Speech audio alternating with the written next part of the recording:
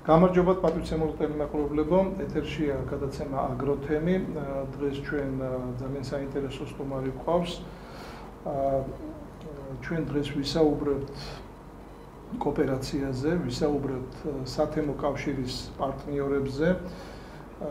ჩვენი სტუმარი არის მეთინ აშარი, რომელიც არის ასე ვთქვათ თურქული ძალიან სერიოზული კომპანიის ხელმძღვანელი, ერთ-ერთი დამფუძნებელი, ძალიან საინტერესო გერმანული გამოცდილებით, ძალიან საინტერესო თურქული გამოცდილებით, ეს მეცხოველეობას ეხება და ზოგადად კოოპერაციას, ჩვენ ამ ნაწილში სათემო კავშირთან ერთად ვართ პარტნიორები, არსებობს თანამშრომლობის მემორანდუმი და ესე ვთქვათ ძალიან ინტენსიურად ვცდილობთ რომ ვისწავლოთ მათგან, გავუზიაროთ ერთმანეთს გარკვეული გამოცდილება და საქართველოს სათემო კავშირი და ყველა ის კოოპერატივები, ეს არის აჭარის თემი, იმერეთის თემი, სამეგრელო და ასე შემდეგ, ნელ-ნელა ასე ვთქვათ იღებს მათგან ძალიან ბევრი ინფორმაციას და სამომავლოდ ჩვენ გვაქვს ძალიან საინტერესო გეგმები.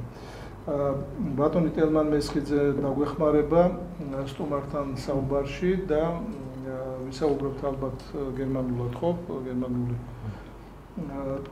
მე შევეცდები რომ იყოს ძალიან ასე ვთქვათ მოკლე კითხვები, მაყურებლისთვის ადვილად იყოს აღსაქმელი და სასურველია მოკლე პასუხებიც თქვენც არ დამძიმდეთ ასე ვთქვათ გრძელი თარგმანით და მივაწოდოთ რეალურად ჩვენს მაყურებელს აი ეს ფორმატი, რაზეც ჩვენ ამ მომენტისთვის ასე ვთქვათ მუშაობთ და გვინდა გავაგრძელოთ გარკვეული პროფესიული სიღრმეებით. პირველი კითხვა, რაც მე მინდა დავუსვა ჩვენ სტუმარს, არის ის, რომ აი რამდენად საინტერესოა საქართველო მათთვის და რა ნახეს საქართველოში ახლა რა პოტენციალს ხედავენ და თავის გამოცდილებაზეც რომ ძალიან მოკლედ ჩვენ საზოგადოებას მივაწოდოთ ინფორმაცია. Erste kurze Frage sozusagen an Sie, was Sie denken und was für Erfahrung haben Sie in diesem Bereich, welche Potenzial und welche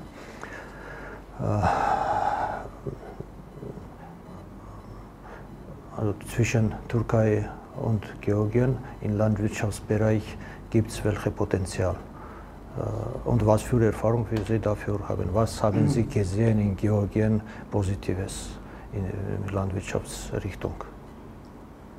Erste Wort möchte ich mich erstmal für unsere also die Gastgeber, Herr Dinamo Kensuya und wir bedanken uns natürlich für diese Zusammenkommen und einiges dazu sprechen zwischen die Türkei und die Georgien. Also als Kompanie, wir sind seit 2006 in diesem Bereich tätig, in die Türkei. Wir haben zum Beispiel ein Viehhaus, da haben wir ungefähr über 8000 Tiere, davon sind die 2200 Milchkühe. Wir produzieren also frische Milch täglich. Und die andere Seite, diese Richtungen haben wir eine enge Zusammenarbeit mit dem türkischen Staat. Wir haben eine Vereinbarung zum Beispiel gehabt, dass wir 5 Jahre lang ein Objekt darzustellen, damit zum Beispiel diese Tier, Milchtier, Zuchttier und das weitere noch zu verbessern. Davon will ich das anfangen.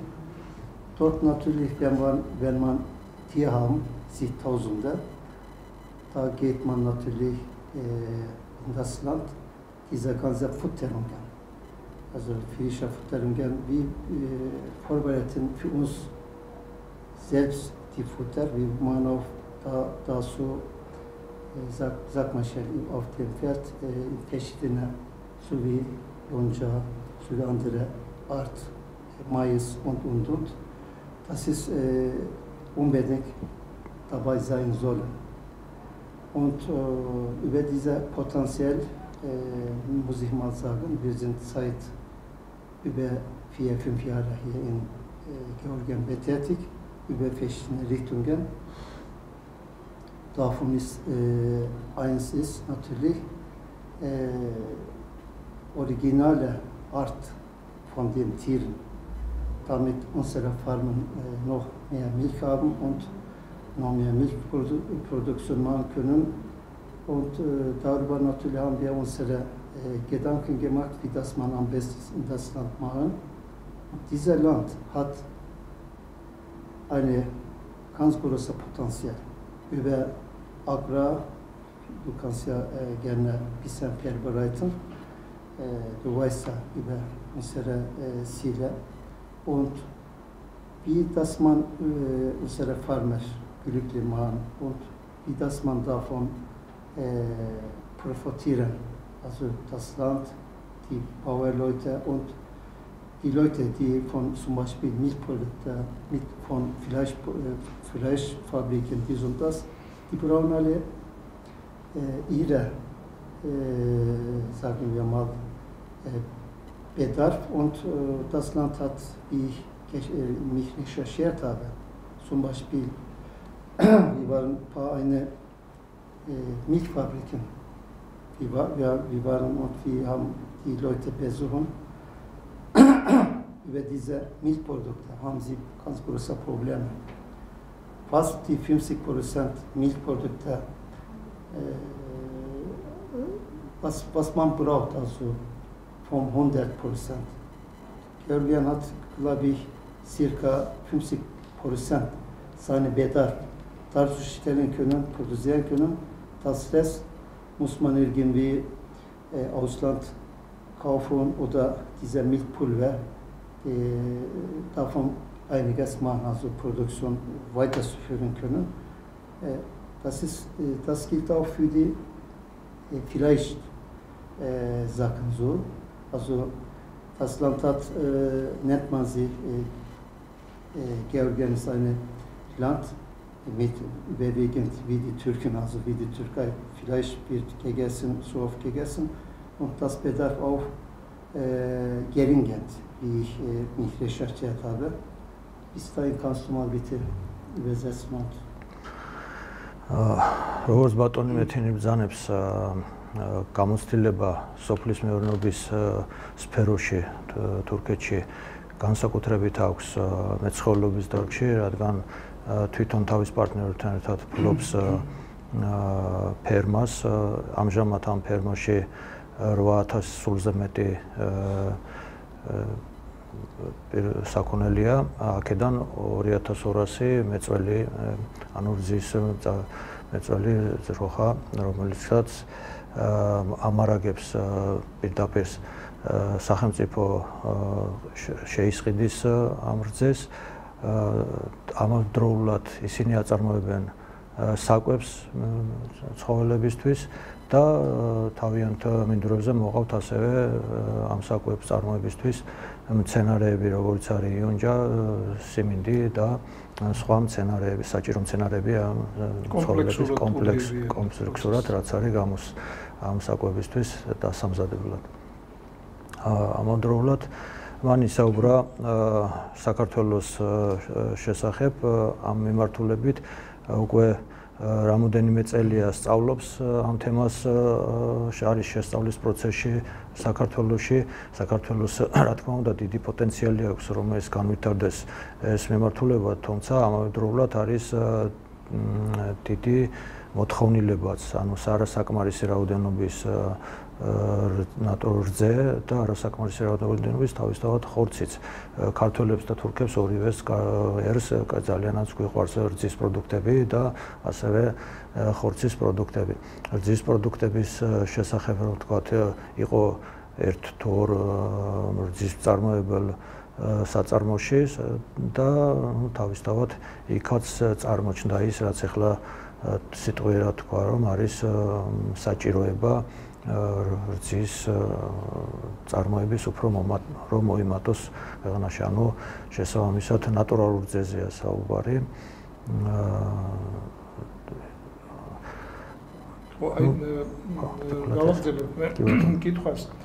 მნიშვნელოვანია ჩვენ არაერთ გადაცემაში ვისაუბრია ამაზე, მე სხვადასხვა ტელევიზიებშიც ამაზე ვამახვილებ ყურადღებას, რომ სასურსათო უსაფრთხოების თვალსაზრისით ძედარძის პროდუქტები, ხორცი და ხორცის პროდუქტები, ესე ვთქვათ, ძირითად იმ ხუთ თავშია, რომელიც ყველაზე მნიშვნელოვანია, ასე ვთქვათ, ქვეყნებისთვის, მათზე კონტროლიც ჩვენთან სამწუხაროდ საქართველოში ის არ არის განსაკუთრებული, ასე ვთქვათ, კონტროლის ქვეშ, ჩვენ ძალიან ბევრ რძეს ვაწარმოებთ აღდგენილი რძისგან, ეგრეთ წოდებული ფხვნილისგან და იმ საწარმოებში, რომელიც მან ნახა იქ ძირითადად მიდის ფხვნილით გადამუშავება, ძალიან მცირეა, ასე ვთქვათ, ნედლი რძე და დარწმუნებული ვარ, რომ რეალურად იცის ქართული ბაზარი, იმიტომ ნასაუბრები გვაქვს ჩვენ ამაზე, რომ ნელ-ნელა ქართულ ბაზარზე უნდა გაიზარდოს, ასე ვთქვათ, ახალი ნედლი რძის მოცულობა, ხო? აი, როგორ ფიქრობთ, კონკრეტული მოკლე კითხვებით ჯობია, რომ ვთქვათ, არც გადავღალოთ და უფრო ესე ვთქვათ, ინტერაქტიული გამოვიდეს და თარგმანშიც არ დავკარგოთ ბევრი დრო. ესეთი კითხვა, რომ რამდენად წარმოუდგენია ამის ისეთ პირობებში საქართველოში განვითარება, როგორშიც რეალურად ვართ, როცა ბაზარი არეგულირებს და ეს ბაზარი ეძებს იაპ ფხვნილს და აქ არანაირი თქვათ რეგულაცია ან სტიმულირება ამ პროცესს არ აქვს.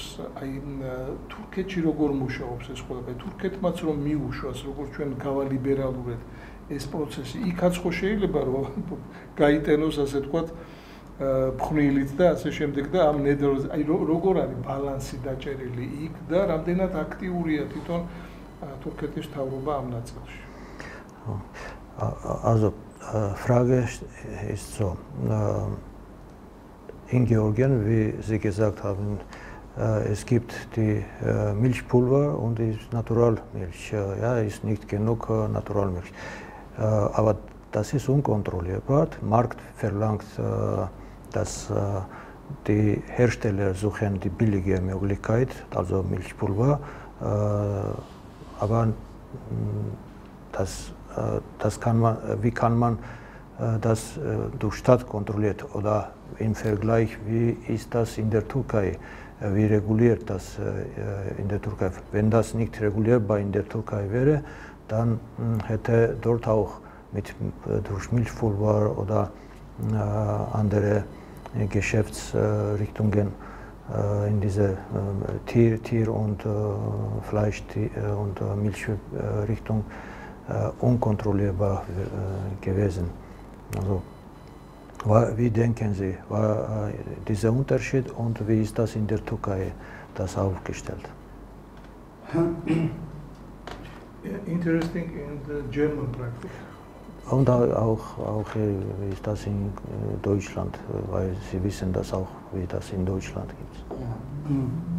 Erstmal diese Problematik zu beseitigen, muss man genug Milchproduktion machen, also produzieren in das Land. Damit, dass die Fabrikanten, die Leute, die natürlich unglücklicherweise diese Milchpulver immer ausnutzen müssen, das müssen wir diese Problematik erster Stelle beseitigen. Und dann natürlich kommen wir zum Beispiel, dafür geben wir ein Beispiel über Deutschland. Deutschland hat ganz harte Strafe dafür.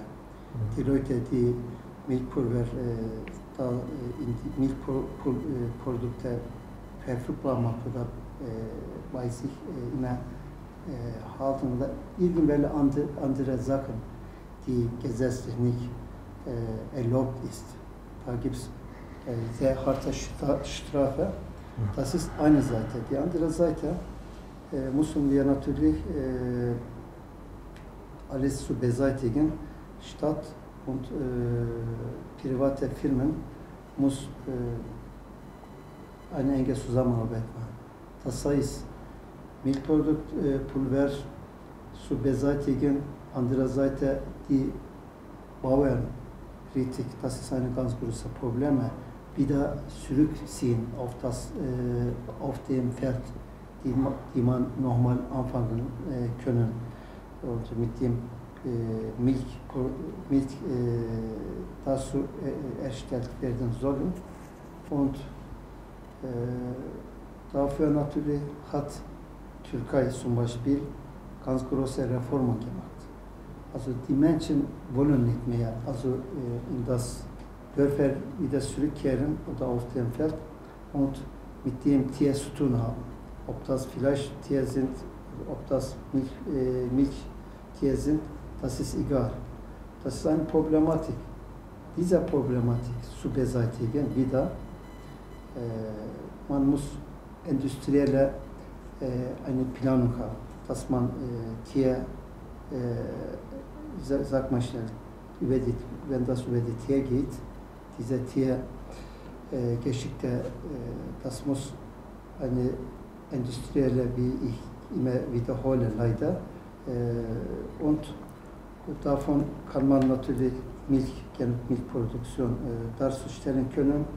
Andererseits ist natürlich, das ist sehr, sehr wichtig, dass die Stadt immer mit dem Bauern mitmachen kann, die Bauern damit glücklich werden kann.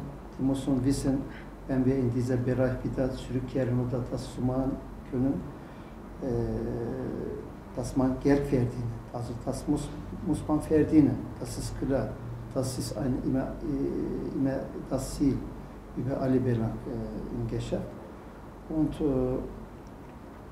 wir können als Modell, ich nenne kein Land, aber ich sage das nicht die Türkei, ich sage das nicht Deutschland, ich sage das auch nicht Holland, aber es gibt genug beispielhafte, erfolgreiche beispielhafte Sachen, die man formulieren und geeignet sein für das Land. Darüber kann man natürlich so viel sprechen.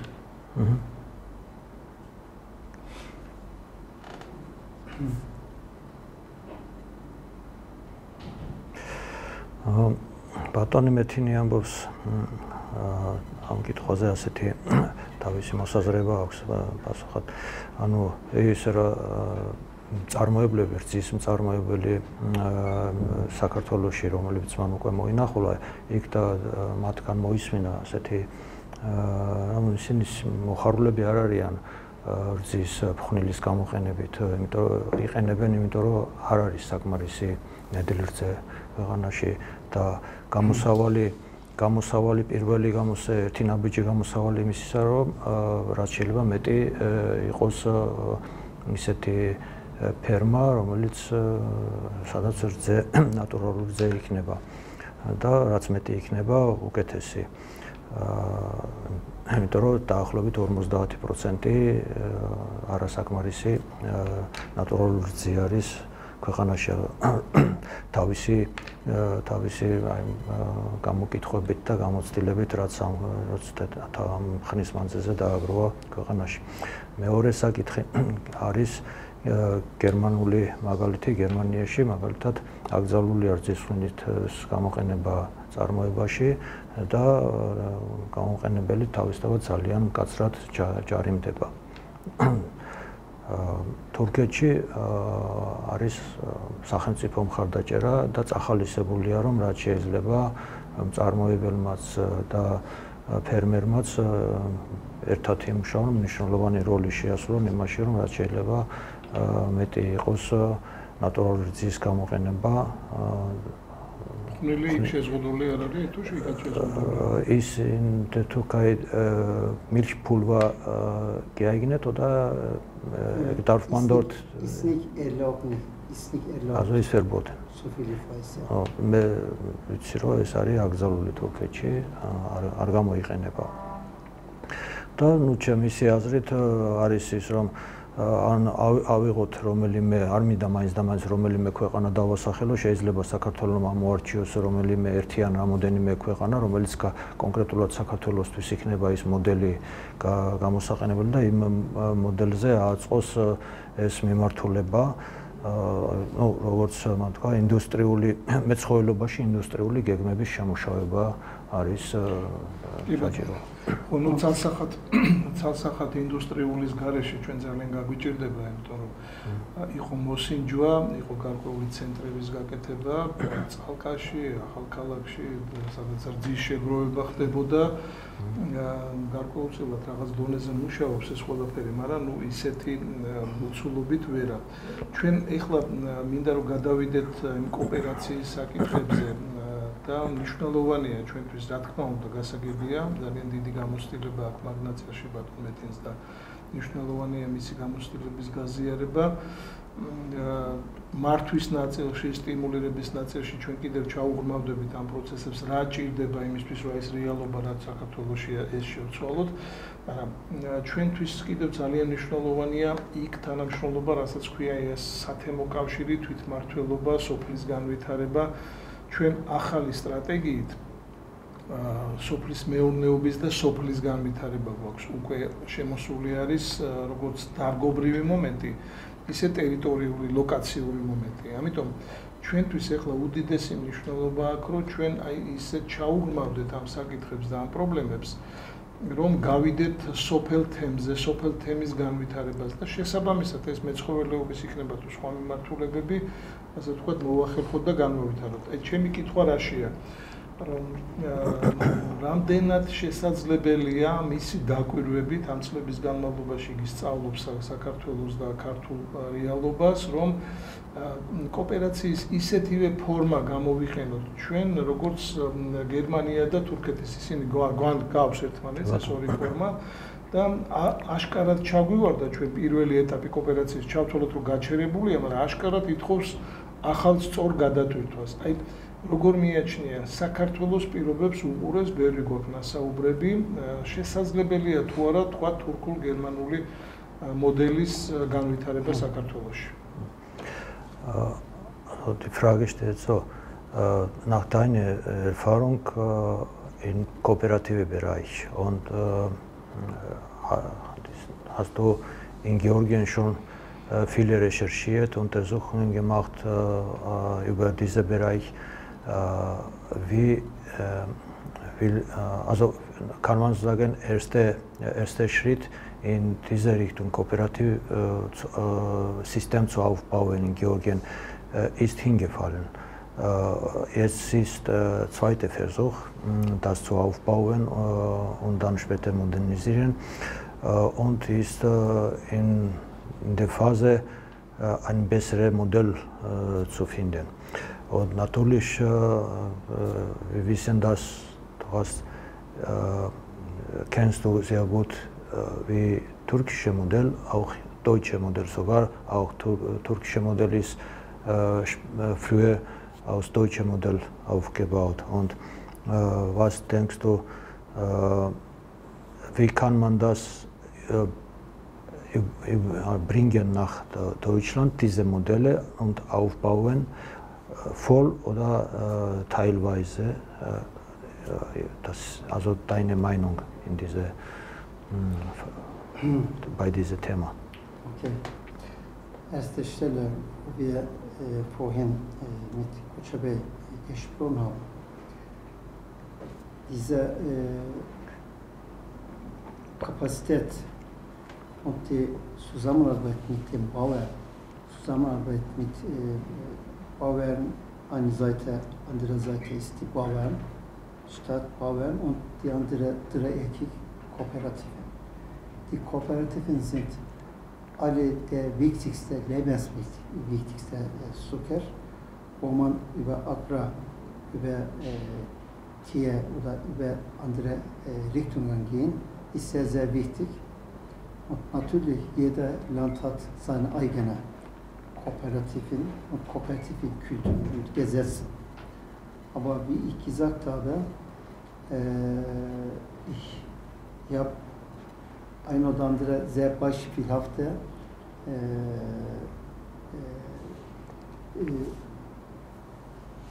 Sachen, die ich erfahren habe. Zum Beispiel in Deutschland gibt beim Kooperativen, die haben das geschafft. Türkei versucht das noch, dieses System noch, wie sagt man das, modernisieren und reformieren. aber Türkei hat auch viele richtige Schritte nach vorne, also über Reformieren. Einige Dinge, die noch nicht also richtig funktionierbar ist. Und Deutschland hat zum Beispiel ein Dachgeschoss-System aufgebaut. Unter dieses System, die haben kleine, große, ist völlig egal. Die ganze Kooperative unter Dach und Fach genommen. Und jeder, das ist nur ein wichtiges Beispiel, wie das man funktionierbar machen können. Diese Dachorganisation macht die ganze Produktion, Milchproduktion zum Beispiel. Die kaufen von den Bauern und bezahlen das nicht Geld sofort, zum Beispiel, sage ich mal, 60 Cent jede Milchprodukte, frische Milch, davon gehe ich mal aus. Und das ist natürlich freiwillig von dem Bauern. Wenn die Bauern sagt, ich gebe meine ganze Milch an unsere Kooperativen rein. Die Kooperative nimmt diese Milch, davon machen sie Käse, davon machen sie viele verschiedene Joghurtartikel raus und Butter, alles was von Milchprodukten, das man produzieren können in die Fabriken. Diese Fabriken hat die deutsche Kooperative selbst bebaut. Und du gibst eine Liter Milch, normalerweise kostet, das ist nur ein Beispiel, 60 Cent.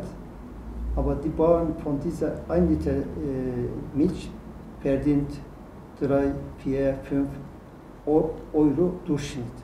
Also die Kooperativen und die Bauern sind fast wie Partnerschaft. Die haben eine Partnerschaft dargestellt.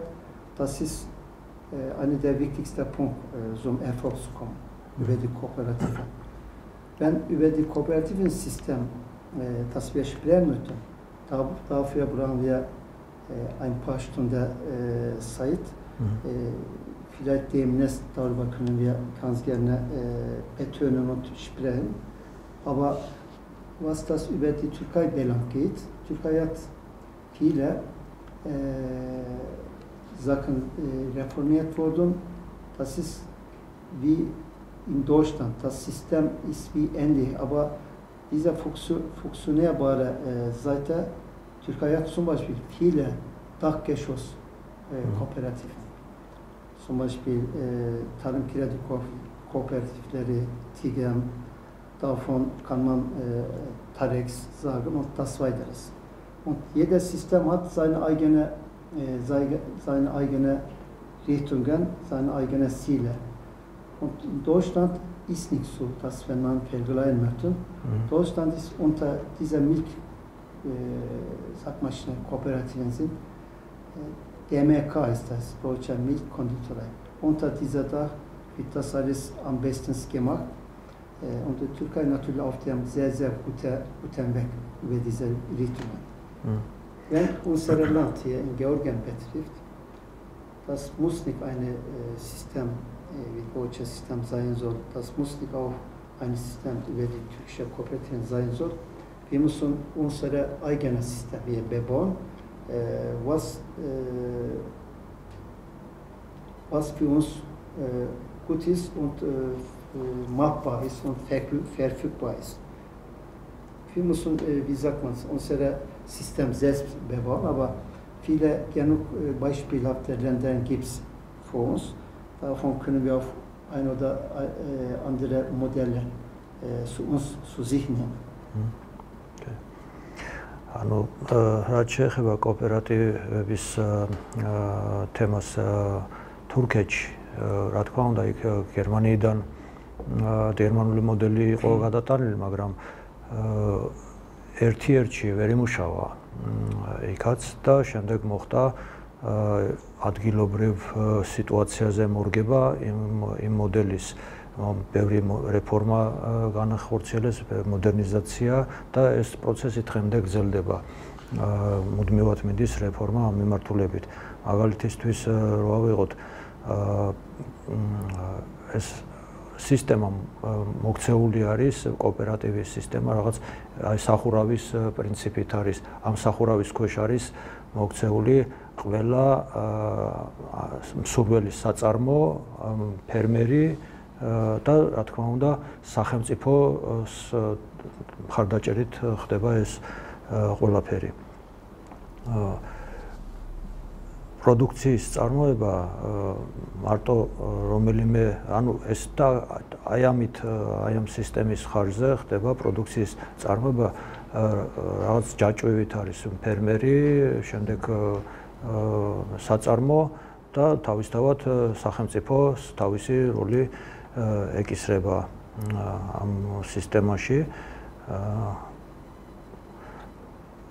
რომ ავიღოთ საქართველოსთან მიმართებაში, როგორი მოდელი ჯობია და რომელი ქვეყნიდან შეიძლება აქ შემოვიტანოთ, ამ თურქული გამოცდილების მაგალითზე შემიძლია ვთქვა, რომ საქართველოში უნდა გაკეთდეს საქართველოსთვის მისაღები მოდელი, არა ერთი-ერთში, რომელიმე ქვეყნის მოდელი ალბათ ჩემი აზრით არ იმუშავებს. შეიძლება ავიღოთ თურქული მოდელი, მაგრამ ისე დაიხვეწოს, რომ საქართველოსთვის იყოს უფრო შესაფერისი, რომელიც შეიძლება მუდმივად გაგრძელდეს შემდეგ მისი რეფორმა და მოდერნიზება, როგორც პრაქტიკულად ჩვენთან ხდება. ეს ისეთი პროცესია, რომელიც რაღაც ერთ ეტაპზე რომ მიხვალ ვერ გაჩერდები, უნდა მუდმივად განავითარო.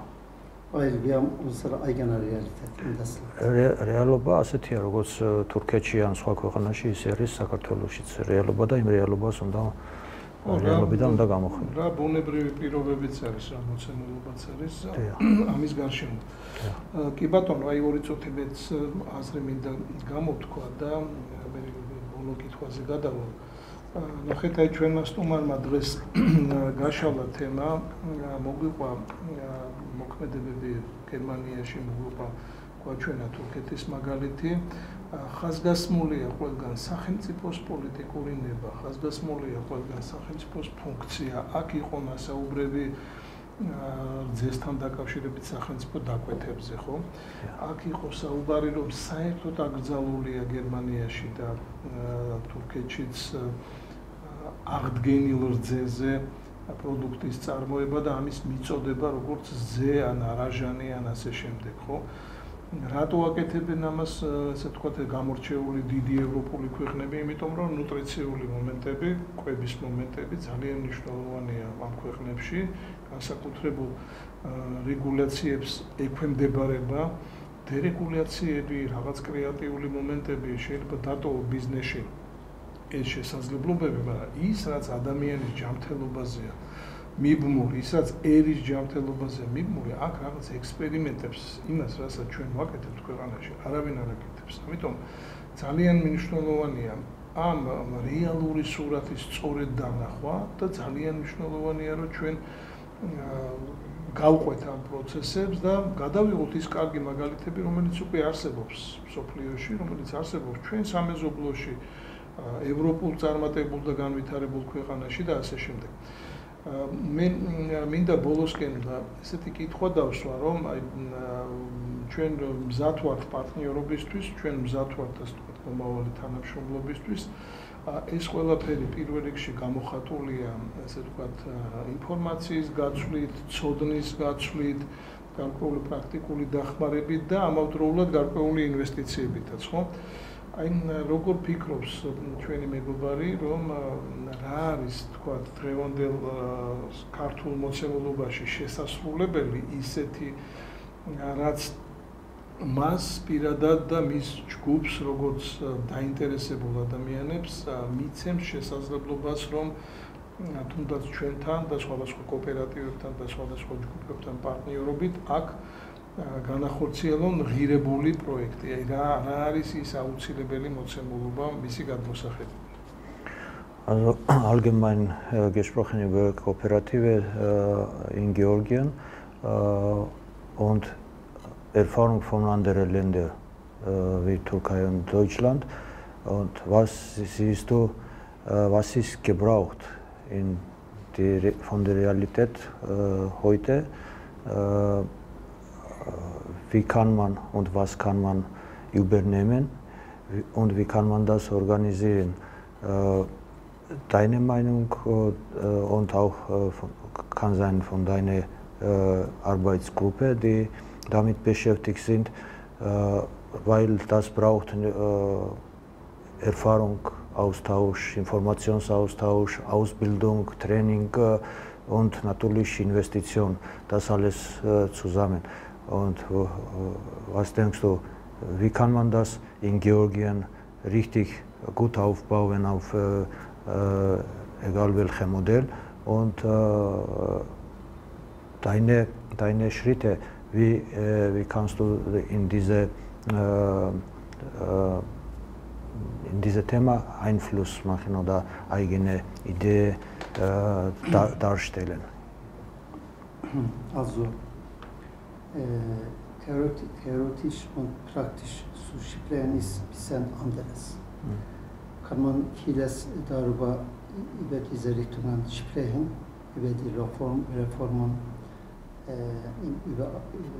über die Reformen natürlich, über die Akra und auf andere Sachen. Aber das Wichtigste ist, ich will natürlich eine kurze Zusammenfassung, was wir nicht theoretisch sprechen möchten als unsere Gruppe, sondern was wir vorhaben zum Beispiel. Das Land hat, wie ich von vornherein gesagt habe, ganz großes Potenzial. Über Obst und Gemüse, über Agrar, über Tierhaltungsanlage, aber alles, was man auf dem richtigen Weg zu bringen, braucht das Land Investition mit fachlichen Leuten oder die Leute, die von diesen Sektoren richtig Ahnung haben und abhängig davon staatlich das man verbessern kann, reformieren kann, das muss auch gesetzlich einige Reformen muss dabei sein. Wenn das über uns geht, wir wollen nicht über dieses Thema nur reden, sondern die Fakten ist, das zu machen. Wir haben im Borjomi-Bereich einige Organisationen, einige Analyse schon gemacht. Da wollen wir erster Schritt 200 Kühe Farmer oder Ich-Haus, wie du sagst, ne? Sofort loslegen. Da rein bringen wir eine Art von den Milchkühe, die weltweit sehr bekannt ist, weil von jeder Kühe müssen wir genug Milch haben. Wenn wir diese Richtung einen Wettbewerb oder Erfolg zu haben können. Diese 200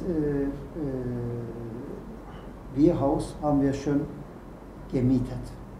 Und wir wollen auch natürlich dafür unsere ganze Futterungen über diesen Bereich machen. Und unser Ziel in kurzer Zeit, diese Milchfarmer, sage ich mal, 2000 Milchkühe dabei haben in kurzer Zeit.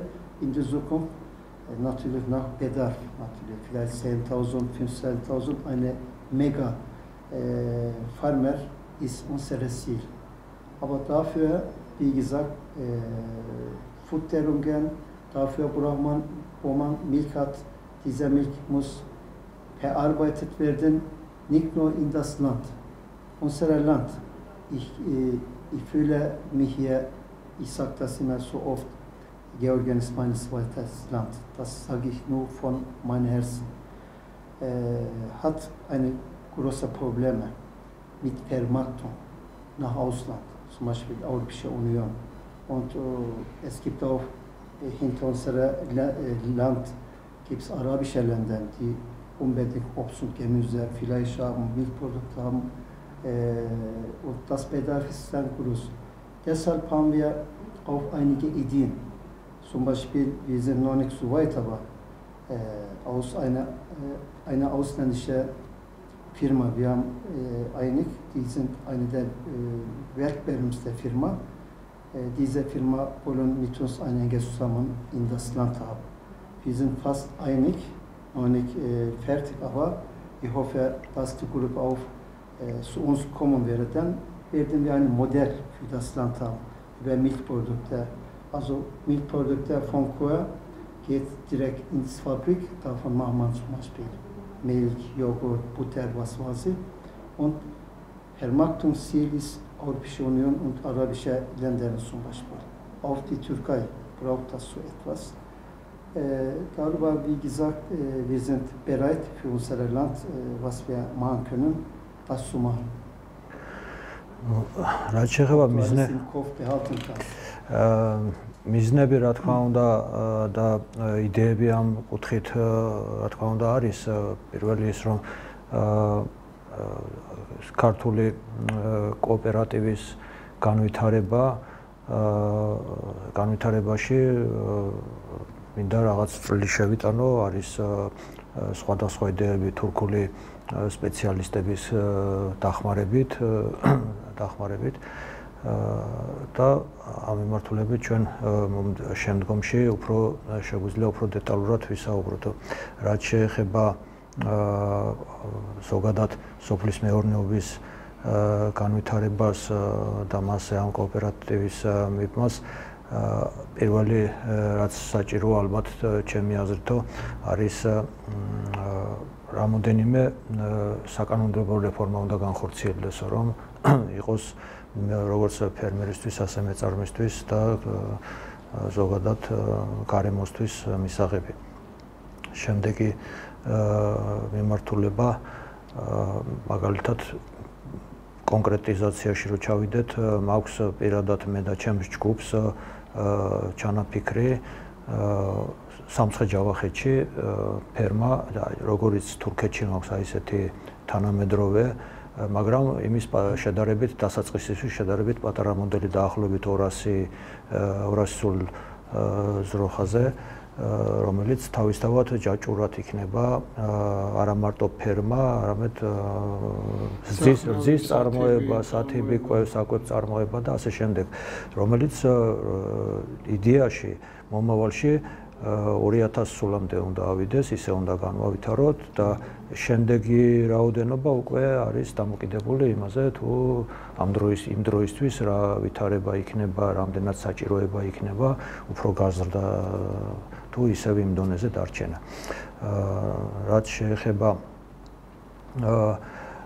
ერთ პრობლემას კიდევ მთავარი არის ამ პროდუქციის არ აქვს აქ მნიშვნელობა სოფლის მეურნეობის რა პროდუქცია, ხილი, ბოსტნეული რძის პროდუქტი თუ სხვა რამ აუცილებელი არის მისი გასაღების ბაზრის პოვნა და ეს ამის გარეშე მუდმივად იქნება ძნელი. ჩვენი მიზანი არის ისეთი პროდუქტი ვაწარმოოთ და ისეთი პროდუქცია შევქმნათ, რომელიც ევროკავშირზე გავიტანთ და თავისთავად ეს მისი გამოცდილები და სადაც მას უმუშავია და შეუძლია ამ მიმართულებით პროდუქციის გასაღება, ასევე არაბეთის ქვეყნები, თვითონ თურქეთსაც საკმარისი რაოდენობის პროდუქცია არ აქვს და თulis რომ იქაც შეიძლება თურქეთიც იყოს გასაღების მიმართულება.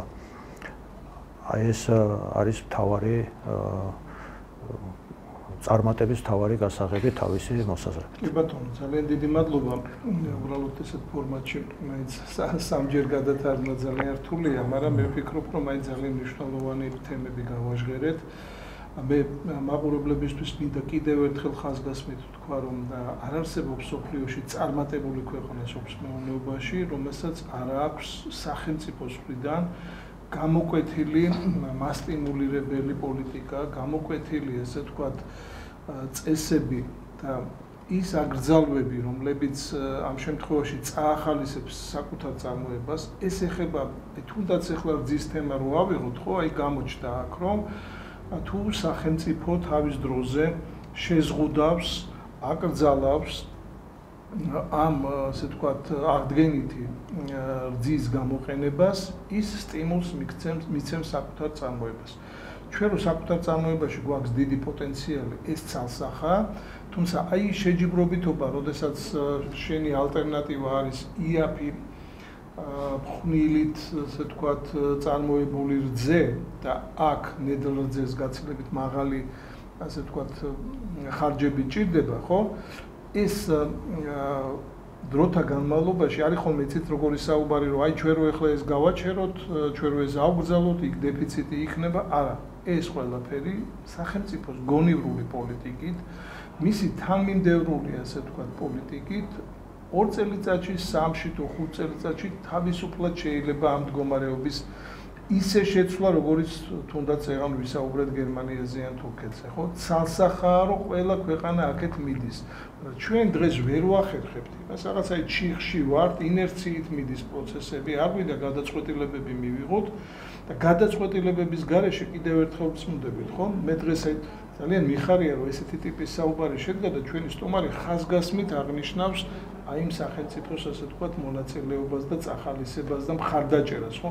ამის გარეშე სისტემა ვერ იმუშავებს, ამიტომ საქართველოს აქვს უდიდესი პოტენციალი, საქართველოს შეუძლია გამოიყენოს თავის მეზობელი მეგობარი ქვეყნების გამოცდილება, ეს ევროპული იქნება, ჩვენი სამეზობლო იქნება, სამხრეთში, ჩრდილოეთში თუ აღმოსავლეთში არა აქვს მნიშვნელობა, ჩვენ აუცილებლად უნდა ადაპტირდეთ ქართულ რეალობაზე, ქართულ შესაძლებლობებზე და განვავითაროთ სოფლის მეურნეობა. ეს არის უპირობო ცალსახა, ასე ვთქვათ, მიმართულება და სექტორი ჩვენს ეკონომიკაში, რომელიც ექვემდებარება განვითარებას, ექვემდებარება კი არა, შესაძლებლობაა განვითარების. ჩვენ დღეს რაღაცა განსაკუთრებულ მძიმე ინდუსტრიებს ვერ შევეხებით, მაგრამ სოფლის მეურნეობა, მისი პირველადი წარმოება, მისი გადამუშავება, მისი გემოვნური თვისებები, მისი ნუტრიცია, მისი შესაძლებლობები არის ძალიან დიდი, ასე ვთქვათ, გაქანების და ამის არ გამოყენება კატეგორიულად არ შეიძლება. დიდი მადლობა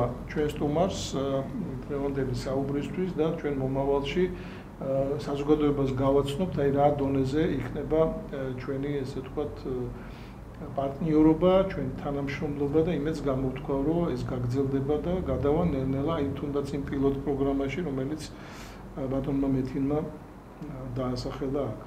Thank you very much. Vielen Dank für Teilnahme in dieser Sendung und hoffentlich diese Zusammenarbeit wird erfolgreich zwischen uns mit eurer Beteiligung. Das ist eine Aufgabe für uns alle. Wir sind bereit, was Schöneres für das Land tun. ჩვენ მზად ვართ გავაკეთოთ ჩვენი შესაძლებლობის ფარგლებში ყველაფერი კარგი ჩვენ ამ ქვეყნისთვის. დიდი მადლობა, მთავარია სურვილი, მთავარია პოლიტიკური ნება, მთავარია სახელმწიფოებრივი პროგრამა და ჩვენი, ესე ვთქვათ, პარტნიორები, მეზობლები, იმდენად დიდია გამოცდილება და ცოდნა დაგროვილი თუნდაც თურქეთში და გერმანიაში, დღეს ორი ქვეყანა ვახსენეთ, რომ ვერ წარმოიდგენთ, რა სწრაფად შეიძლება ამ პროცესის განვითარება ქვეყანაში. მთავარია იყოს ნება. დიდი მადლობა. დიდი მადლობა.